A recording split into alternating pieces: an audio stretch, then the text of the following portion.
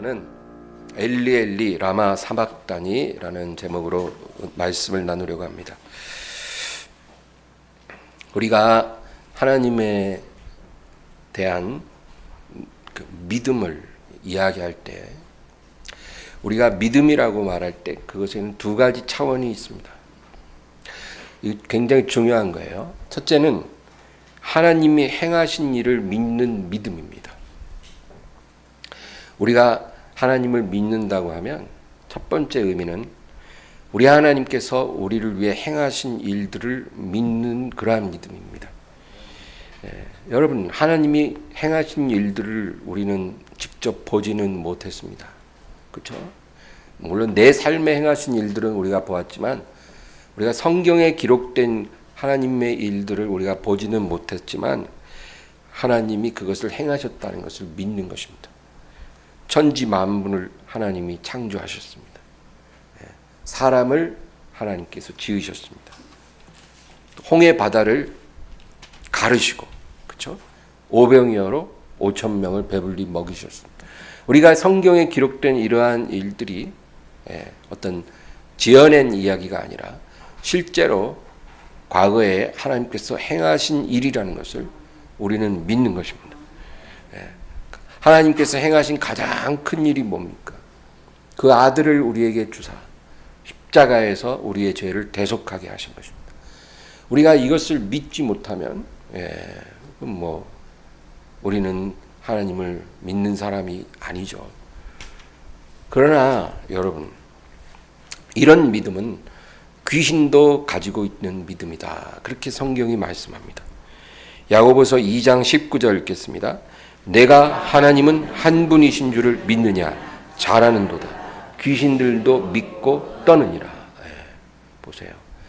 우리가 하나님이 한 분이신 것을 믿는 것, 그거는 잘하는 일이에요. 당연히 그것을 믿어야죠. 그러나 이런 믿음은 귀신들도 있다는 거예요. 귀신들도 이런 믿음을 갖고 있고 하나님 앞에서 떤다는 것입니다. 여러분, 이 세상 사람들은 수많은 우상을 섬깁니다. 그러나 정작 귀신들은요, 하나님은 오직 한 분이신 것을 믿고 있습니다. 귀신들의 믿음이 더 좋아요. 대부분의 사람들보다. 그러나 이 귀신들은 이 믿음이 있어도 영원한 지옥으로 들어가는 운명입니다. 그래서 우리가 갖고 있는 믿음이 이런 믿음에만 머물면 이 믿음은 우리를 구원하지 못한다는 겁니다. 이 믿음으로 우리가 살다가 주님 앞에 서면요, 우리 구원 못 받는다는 거예요. 이 중요한 일입니다. 예수님께서 하루는 거라사 지방에 가셨는데 한 귀신 들린 사람이 예수님 앞에 나옵니다. 우리 마가복음 5장 6절과 7절 읽겠습니다. 그가 멀리서 예수를 보고 달려와 절하며 큰 소리로 부르짖어 이르되 지극히 높으신 하나님의 아들 예수여, 나와 당신이 무슨 상관이 있나이까? 원하건대 하나님 앞에 맹세하고 나를 괴롭히지 마옵소서 하니. 이 귀신 들린 사람이 예수님 앞에 달려와 절을 했다는 거예요. 절을.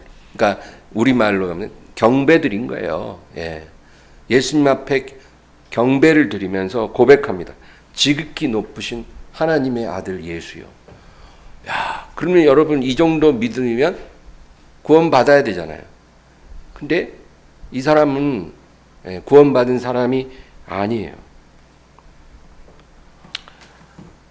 그 예수님 주변에 많은 사람이 있었는데 그 사람들보다도 이 귀신 들린 사람 믿음이 더 좋아요. 그러나 구원받지 못한 것입니다. 우리가 하나님에 대한 어떤 지식을 많이 갖고 있다고 해서 우리가 구원받은 것 아닙니다. 교회 열심히 다니고 예배 열심히 잘 드리는 건 잘하는 일이에요. 그거는 아주 훌륭한 것입니다. 그러나 그 상태에 있다고 해서 우리가 구원을 확실히 받았다고 보장하지 못한다는 것입니다. 그래서 우리는 두 번째 차원의 믿음을 가지고 있어야 해요. 그게 뭐냐면 하나님이 나에게 이루실 일을 믿는 믿음입니다. 그러니까 아까 첫 번째 믿음은 과거에 하나님이 어떤 일을 행하셨는지를 믿는 믿음이죠. 그것도 중요하지만 현재 그리고 장래에 하나님께서 나에게 어떤 일을 이루실 것인지 그것을 우리가 믿어야 한다는 거예요. 그 믿음이 있어야 우리는 구원을 받습니다. 여러분, 과거에 하나님이 이스라엘 민족에게 어떤 일을 행하시고 예수님이 2000년 전에 갈릴리 땅에서 어떤 일을 행하시고 이런 거 다 믿어도 그거 갖고는 구원 못 받아요. 그러나 그 예수님이 이 시간 나를 정결케 하시고 나를 구원해 주실 것을 믿습니다. 이 믿음이 있어야 돼요. 그것이 우리를 구원하는 믿음이에요. 예수님이 십자가에서 보혈을 흘려주셨잖아요. 그렇죠? 그것은 2000년 전에 일어난 한 사건이지만 그 보혈의 능력이 그것을 믿는 이 시간에 나에게 역사해서 내 모든 죄를 깨끗게 하실 것을 믿어야 하는 거예요. 2000년 전에 갈보리 십자가에서 흘려주신 예수님의 피가 지금 내 죄를 깨끗게 하시는 것을 믿지 않으면 여러분 우리는 용서받지 못한다는 거예요. 우리의 죄를 씻을 길이 없어요. 그럼 구원 못 받는 거예요. 이 믿음이 나에게 있는가를 스스로에게 물어보세요. 예수님의 피가 나의 죄를 정결하게 하실 수 있습니다. 그 능력이 있습니다. 예수님의 보혈에는 그러한 능력이 있습니다. 이거 믿어야 돼요. 믿고 우리가 고백할 때 그런 역사가 일어나고 우리는 용서를 받게 되는 거예요. 지금 내 육체 안에 어떤 죄의 권세가 막 역사할 수 있어요. 그렇죠? 저와 여러분이 다 동일한 상태예요. 예, 우리가 원하는 것은 하지 않고 원치 않은 것을 하게 될 때 그것은 내가 행하는 게 아니라 내 안에 있는 죄의 권세라고 성경이 말하거든요. 이 죄의 권세가 막 내 안에서 나를 끌고 갈 때 예수님의 보혈의 능력이 그 죄의 권세를 무너뜨리고 나를 일으켜 세울 것을 믿습니다. 우리가 이렇게 믿고 고백하며 나아가면 그 권세가 우리를 일으켜 세우는 것입니다. 여러분, 그것이 믿음이에요. 그것이 능력 있는 믿음이고 우리를 구원하는 믿음이에요. 그러므로 여러분, 우리는 예수님께 눈을 딱 고정시켜야 돼요. 예수님을 온전히 주목하고 그리고 그분의 모든 말씀을 순종하기로 결단해야 합니다. 우리가 그렇게 하면 어떤 강한 원수도 우리를 넘어뜨리지 못해요. 그리고 우리는 구원을 받는 것입니다. 믿으시기 바랍니다. 우리의 일평생 우리를 얽어매고 우리를 좌절시켰던 그 무엇일지라도 여러분 우리가 예수님을 주목하면 우리는 앞으로 나아갈 수 있어요. 베드로가 무리를 걸었던 것처럼 우리도 그렇게 살아갈 수 있는 것입니다. 이것을 그냥 머리로서만 아는 것이 아니라 우리 마음으로 믿고 고백할 때 그런 일들이 일어나는 것입니다. 나사로 여러분 아시죠? 나사로는 죽었어요. 다시 살아났어요. 나흘 만에. 그런데 이 나사로가 죽은 뒤에 예수님이 오셨어요. 그러니까 마리아와 마르다가 자기 오라비를 인하여 막 슬퍼합니다. 근데 예수님이 그들에게 말씀하세요. 내가 나사로를 다시 살릴 것을 믿느냐. 그리고 나서 예수님이 뭐라 그러냐면 내가 믿으면 하나님의 영광을 보리라. 네. 이 마리아와 마르다는요. 나사로가 병들어서 죽기 전에 만약에 예수님이 오셨다면 자기 오빠가 일어날 것을 믿었어요. 그러나 죽은 뒤에는 어쩔 수 없을 거라고 생각했어요. 예수님이 오셨어도 죽은 오빠가 나흘 만에 다시 살아날 거라는 생각은 할 수가 없었어요. 근데 예수님 뭐라 그러냐면 내가 이 일 할 것을 네가 믿느냐? 네가 믿으면 하나님의 영광을 보리라. 여러분 여기서 예수님이 우리를 믿으면이라고 할 때는 그거는 뭐냐면 예수님께 우리의 시선을 딱 고정시키는 거예요. 어떤 지식이 필요한 게 아니고 예수님만 바라보는 거예요. 그거는 누구나 할 수 있어요. 얼마 믿은지 되지 않은 그런 초신자도 예수님만 바라보는 건 할 수 있어요. 오죽하면은 자기 귀신 들린 아들을 예수님께 부탁하면서 예수님께 뭐라고 부르죠요? 주여 나의 믿음 없는 것을 도와주시옵소서. 내가 주를 믿고 싶으니 나를 도와주시옵소서. 근데 주님께서 그 믿음도 인정해 주셨어요. 여러분 우리는 예수님을 바라봐야 합니다. 바라보면 하나님의 영광이 나타납니다. 복잡한 게 아니에요. 우리가 예수님을 아무리 잘 알고 교회를 오래 다녀도 우리가 예수님을 바라보지 않고 다른 걸 바라보면 그때는 아무 일도 안 일어나요. 근데 우리 마음이 예수님께 딱 고정되어 있으면 하나님의 능력이 나타납니다. 이거를 믿으시기 바랍니다. 예. 회당장 야이로의 딸이 병들었어요. 그래서 회당장 야이로가 예수님께 와서 도와달라고 합니다. 근데 예수님이 가시는 길에 그 딸이 죽었다는 거예요. 그러니까 이 회당장이 그냥 주저앉아 버립니다. 자기 사랑하는 딸이 죽었다는 거예요. 그런데 예수님이 그 회당장에게 뭐라 그럽니까? 두려워 말고 믿기만 하라. 그 믿기만 하라는 게 뭐냐면 딴 생각하지 말고 쓸데없는 생각하지 말고 절망하지 말고 넌 나만 바라봐. 나만. 네 앞에 있는 나를 바라봐. 그리고 나만 따라와. 그 소리예요. 두려워 말고 나만 봐. 그러고 나서 어떻게 했어요? 예수님이 그 회당장의 집에 가서 그 회당장의 딸을 다시 살리셨어요. 여러분 이런 일들이 우리의 삶에도 일어날 수 있습니다. 믿음의 핵심은 예수님께 우리의 마음을 딱 고정시키는 거예요. 우리의 눈을 예수님께로만 향하는 거예요. 그리고 예수님만 따라가세요. 그리고 예수님이 나에게 하시는 말은 무엇이든지 순종하세요. 그러면 우리의 삶이 변합니다. 변하지 않는 성격도 변하고 가난과 저주와 질병 그리고 우리 가정의 고질적인 오랜 문제들 주님께서 다 변화시키십니다. 네.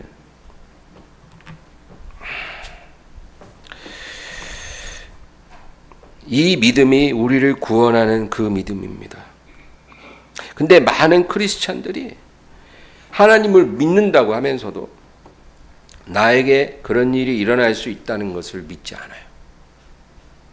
그러니까 첫 번째 믿음에만 머물고 두 번째 믿음까지 가지를 못합니다. 자기의 능력과 의지가 너무 연약한데 그것이 믿음이 연약한 거라고 생각을 해요.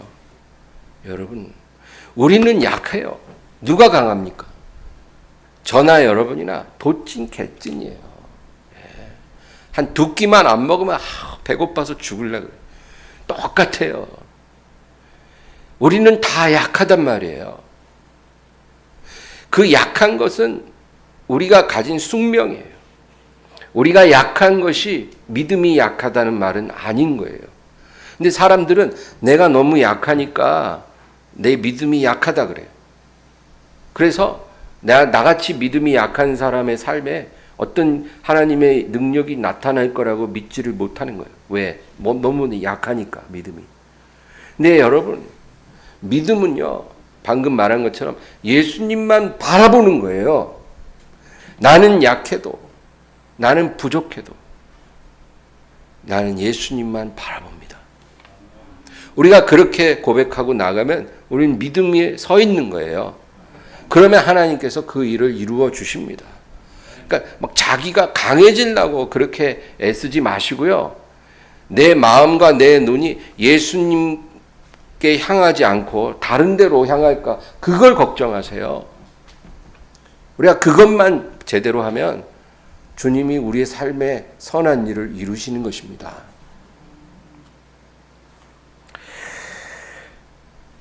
하나님께서 우리의 삶에 우리가 오랜 세월을 기다리고 부르짖어도 응답을 잘 안 주실 때가 있어요. 항상 그렇다는 얘기가 아니라 그런 때가 있다는 거예요. 아무리 기다려도 응답이 안 와요. 아무리 부르짖어도 아무 말씀 없어요. 구하라 얻을 것이요, 찾으라 찾을 것이요, 문을 두드리라 너희에게 열리리라. 그건 맞아요. 그런데 어떤 때는 구해도 안 주셔요. 찾아도 못 찾아요. 문을 두드리는데 안 열려요. 여러분, 그런 때가 있다는 거예요. 우리 삶에. 그것도 너무나 오랜 세월을. 그러면 어떤 생각이 들어요? 하나님이 나를 버리셨나? 나는 완전히 내쳐진 자식인가? 이런 생각이 와요. 예. 이런 생각은 누가 줘요? 원수가 줍니다. 그런 생각에 여러분 넘어가면 안 되겠죠? 그러면 왜 하나님이 이런 침묵의 시간을 우리에게 주실까? 하나님이 우리에게 침묵하셔. 깊은 절망의 늪에 빠져서 나올 수 없게 만들어요. 소원이 더디 이루는 것은 사람의 마음을 상하게 하나니, 이런 성경 구절도 있어요. 소원이 너무 더디 이루어지면 마음이 상해요. 그리고 그냥 낙심하게 됩니다. 왜 그럴까? 두 가지 이유가 있어요. 첫째는 우리의 순종이 온전해질 때까지 기다리시는 것입니다. 여러분, 하나님 순종을 좋아하시잖아요. 그렇죠? 근데 이 순종이라는 것은 내가 생각하는 그 기준이 아니고 하나님이 인정하시는 그 기준에 이를 때 그 순종이 온전해지는 거예요. 그러니까 하나님, 저 여기까지는 순종할 수 있거든요. 근데 그 이상은 어렵겠네요. 우리가 그런다면 그 순종은 온전한 순종이 아닌 거예요. 내가 정하는 게 아닙니다. 그 기준을. 우리가 하나님께 순종을 할 때는 하나님이 됐다 할 때까지 순종해야 되는 거예요. 그래서 하나님은 하나님의 보실 때 우리의 순종이 온전해질 때까지 기다리십니다. 그 다음에는 우리의 인내 분량이 채워질 때까지 기다리시는 것입니다. 인내 분량. 시편 56편 8절 읽겠습니다. 나의 유리함을 주께서 계수하셨사오니 나의 눈물을 주의 병에 담으소서. 이것이 주의 촉에 기록되지 아니하였나이까. 이 구절을 저는 참 좋아해요. 나의 유리함을 주께서 계수하셨다, 그렇게 말합니다. 여러분, 하나님께서는 우리가 당하는 고난의 무게를 달아보십니다. 나의 유리함을 주님이 다 계수하고 있다는 거예요. 우리가 얼마만큼 우리가 고생하는지, 얼마만큼 고통을 당하고 있는지, 얼마만큼 압박 속에 있는지, 얼마만큼 우리가 힘들어하고 있는지 하나님께서 그 중량을 다 계수하고 있어요. 달아보고 계시다는 거예요. 그래서 하나님이 정하신 고난의 중량이 다 차야 된다는 겁니다. 그 다음에 나의 눈물을 주의 병에 담으소서, 그렇게 말합니다. 우리 눈에서 흐르는 눈물의 무게도 하나님이 달아보신다는 거예요. 그러니까 하나님이 원하는 만큼 눈물을 흘려야 된다는 거예요. 서러워서 울든 회개하면서 울든 너무나 아파서 피눈물을 흘리든 하나님이 원하시는 눈물의 중량을 달아보시는 거예요. 병에다 다 담고 계세요. 이것이 주의 책에 기록되지 아니하였나이까. 우리가 당하는 고난과 우리가 당하는 슬픔이 다 예정됐다는 거예요. 그러니까 하나님은 저와 여러분에게 그렇게 분정한 고난의 중량이 있고 눈물의 분량이 있다는 거예요. 그러므로 그것이 다 찰 때까지 우리는 기다려야 해요. 여러분, 기다리십시오. 기다리시되 방자하게 살지 말고 하나님 앞에 엎드리세요. 예배자가 되세요. 하나님을 사모하세요. 주의 얼굴만 구하세요. 예수님께만 주목하세요. 우리가 이런 사람이 되기를 하나님이 기다리고 있는 거예요. 우리는 왜 하나님의 마음을 조금 더 헤아리지 않으면서 우리가 원하는 것만은 그렇게 부르짖습니까? 그러지 말아야겠다는 것입니다. 예수님도 이 세상에 계실 때 아버지가 정하신 이러한 고난과 슬픔과 절망의 분량을 알고 계셨어요. 이사야 53장 6절과 7절 읽겠습니다. 우리는 다 양 같아서 그릇 행하여 각기 제 길로 갔거늘 여호와께서는 우리 모두의 죄악을 그에게 담당시키셨도다. 그가 곤욕을 당하여 괴로울 때에도 그의 입을 열지 아니하였으며 마치 도수장으로 끌려가는 어린 양과 털 깎는 자 앞에서 잠잠한 양같이 그의 입을 열지 아니하였도다. 하나님은 우리의 죄악을 주님에게 담당시키셨어요. 그래서 우리의 죄로 인해서 주님이 곤욕을 당하고 괴로워하셨는데, 근데 오늘 말씀을 보세요. 그가 곤욕을 당하여 괴로울 때 그의 입을 열지 아니하였다는 거예요. 왜 아무 말도 안 하셨을까요? 예수님은 그걸 아셨거든요. 이것이 본인이 감당해야 될 고난의 무게고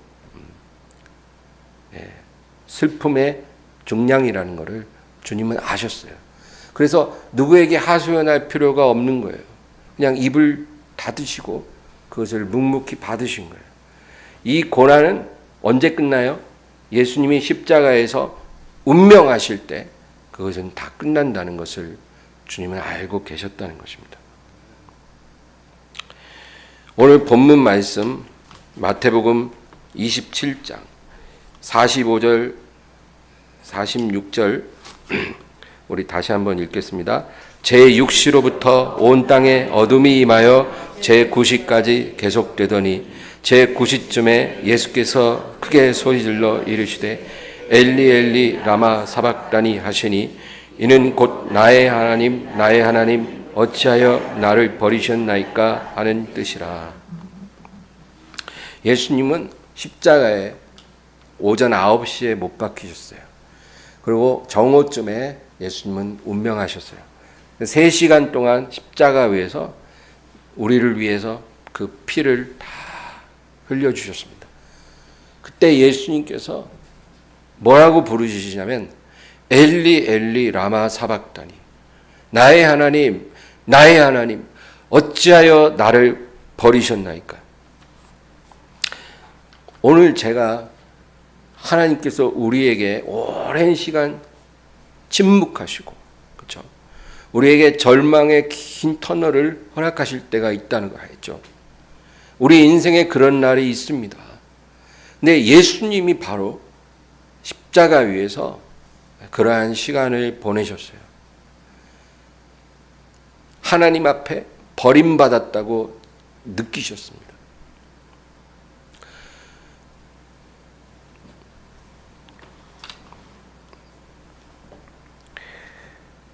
여러분, 이 성경을 보면 이 절망의 시간이 절대 나쁜 것이 아니라는 거예요.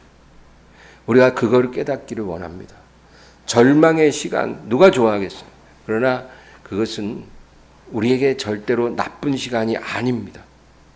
이 절망으로 인해서 우리는 모든 것을 하나님 앞에 다 내려놓을 수가 있는 거예요.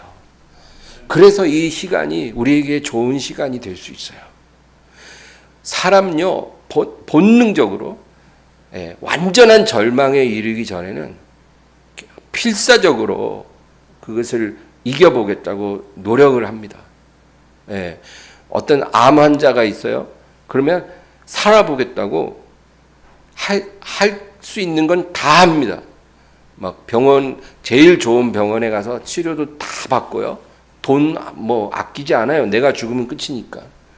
그리고 뭐 자연 치유, 뭐 별의별 몸에 좋은 거 다 먹고 별의별 신기한 방법으로 다 고쳐본다고 해요. 근데 이제 다 실패하고 이제 병원에서 의사가 그래요. 이제 집에 가서 마음 편하게 가지시고 그냥 식사도 잘 하시고 그러십시오. 이러면 뭐예요? 이제 끝났다 이 말이죠. 그러면 그 상황에 처하면 사람이 어떻게 돼요? 이제 다 내려놔지는 거예요. 그래서 절망이 그렇게 나쁜 게 아니에요. 하나님이 우리를 절망으로 이끄시는 거는 다 내려놓으라 그 말이에요. 네가 행할 수 있는 어떤 노력도 희망도 이제 의미가 없다라는 거예요. 그러면 그 상황에서 우리가 해야 할 한 가지 일이 있어요. 이게 중요해요. 그게 뭘까요? 이 한 가지 일을 하느냐 안 하느냐에 따라 우리의 운명이 달라지는 거예요. 누가복음 23장 46절 읽겠습니다. 운명하시기 직전에 마지막으로 예수님 하신 말씀이에요. 예수께서 큰 소리로 불러 이르시되 아버지 내 영혼을 아버지 손에 부탁하나이다 하고 이 말씀을 하신 후 숨지시니라. 예수님이 이제 십자가에서 운명하시기 마지막 직전에 하신 말씀이에요. 아버지 내 영혼을 아버지 손에 부탁하나이다.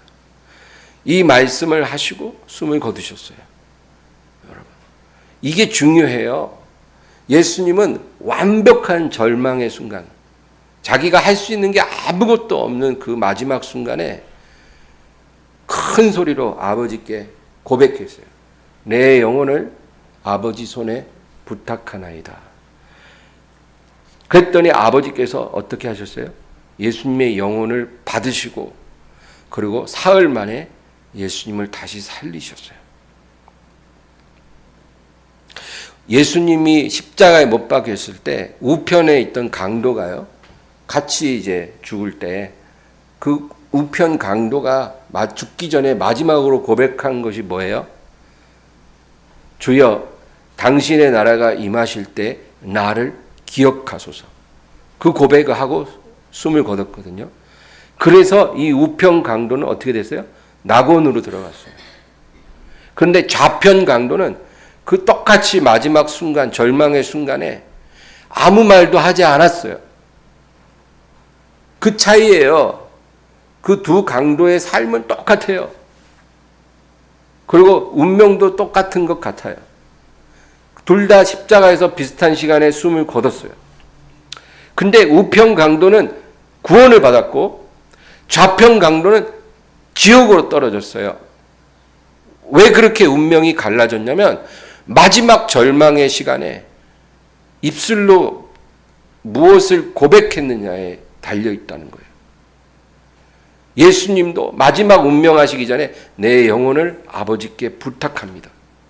이 강도도 당신의 나라에 임하실 때 나를 기억하소서. 그래서 기억하심을 받는 거예요. 여러분, 이것은 어떤 물리적인 죽음을 앞둔 사람에게만이 아니라 우리 인생 가운데 우리가 완벽한 절망의 느낌을 받을 때, 내가 할 수 있는 게 아무것도 없고 이제 다 끝났다라고 느낄 때, 여러분, 우리 입에서 어떤 고백이 나오느냐에 따라 우리 운명이 달라지는 거예요. 왜냐하면 여러분, 우리가 처한 그 상황은 우연히 생긴 게 아니라 하나님의 철저한 섭리로 이루어진 거거든요. 참새 한 마리도 하나님이 허락하지 않으면 그냥 우연히 떨어지는 법이 없다는 거예요. 그러니까 내가 지금 하나님의 자녀가 완전한 절망에 처했다면 그건 하나님의 섭리인 거예요. 왜? 우리로 하여금 모든 걸 다 내려놓게 하시는 거예요. 그리고 마지막으로 그 고백을 하기를 원하시는 거예요. 어떤 고백이에요? 내 영혼을 이제 주님께 맡깁니다. 내 운명을 이제는 주님께 맡깁니다. 내 인생의 남은 시간, 내 힘으로 잘 살아보겠다고 내가 발버둥 쳐왔으나 이제는 다 내려놓고 주님께 맡깁니다. 내 남은 노후, 내 남은 시간, 그건 내 거 아닙니다. 이제는 주님께 맡깁니다. 이런 고백을 좀 미리 잘 했으면 좋은데 인생들은 그러지가 않아요. 자기가 할 거 안 할 거 다 해보고 나서 이제 완전한 절망이 오면 그때서야 그런 고백을 해요. 그러니까 하나님이 우리에게 이런 시간을 허락하시는 거예요. 내 남은 시간을 주님께 맡깁니다. 나의 자녀들, 나의 가족들, 이제는 주님께 맡기겠습니다. 부모가 자식에 대한 기대가 크잖아요. 그래갖고 막 잔소리도 하고 막 윽박도 지르고 애원도 하고 막 별의별 모든 공을 들여요. 막 뭐 교육도 막 자기가 할 수 있는 모든 능력으로 다 시키고, 근데도 부모 마음의 기대에 자식들이 이르질 못하잖아요. 그래서 이제 더 이상은 부모도 늙어서 힘도 없고 능력도 없고 어떤 방법도 안 된다는 걸 깨닫고 나서 그때 이제 뭐라 그래요? 하나님 앞에, 하나님 안 되네요. 이제 모르겠습니다. 저는 할 수 있는 게 없어요. 이제 내 자식 주님께 맡깁니다. 이러면 여러분, 하나님이 그때부터 하나님의 영광을 드러내신다는 거예요. 하나님은요 절대로 그 영광을 우리와 분빠해야 하는 분이 아니에요. 우리가 그런 생각을 갖고 있으면 하나님이 아무 일도 안 하세요. 그래서 우리가 다 내려놓고 100% 하나님께 드릴 테니까 하나님이 살리든지 죽이든지 구워먹든지 삶아먹든지 알아서 하십시오. 이렇게 말하면 그때 하나님이 일하시는 거예요. 할렐루야. 그러니까 여러분, 절망이 나쁜 게 아니에요.